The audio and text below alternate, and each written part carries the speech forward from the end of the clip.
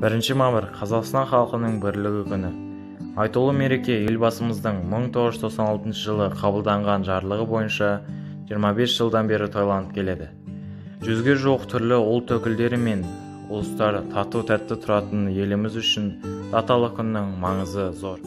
Байлықтың ең үлкені халықтар достығы. Мамыр айы табиғаттың жайма-шуақ берекелі кезеңі. Айналаның бәрі жасыл желең жамылып, ерекше бір енген еді. Табиғаттың бұл әсем жыл мезгіліндегі мамыр айының халықтар бірлігі күні ретінде алынуы тегіннен тегін болуы мүмкін емес. Бұл керемет мамыражай май айын ақындар да жырлап өткен. Қазақтың көсіліп жатқан кең байтақ даласы бар. Осындай байлықтың қызығын көру үшін бізге ауадай қажет.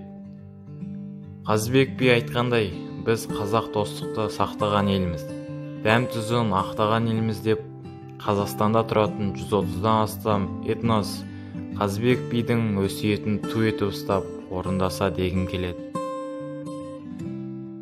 Ұлы қазақ даласында басқа ұлт өкілдерінің бір шаңырақ астында татулықта, сыйластықта өмір сүріп жатқаны сіздерге мәлім. Бүгінгі кешіміз Қазақстанда тұрып жатқан басқа ұлт өкілдеріне деген сыйластығымыз, құрметтілігіміз, парасаттылық пен имандылығымыздың айғағы деп білемін. Ел бірлігі ең асыл қасиет. Бірлік, ынтымақ, сабырлылық пен парасаттылық ең алдымен өзімізге, қазақтарға керек деп көрегенділікпен елбасымыз айтқандай, біз сияқты көп ұлтты мемлекеттің даму болашағының бір көзі Қазақстан халықтарының бірлігі. Бейбітшілік жасасын, ынтымақ жасасын. 1 мамыр Қазақстан халықтар бірлігі күні жасасын.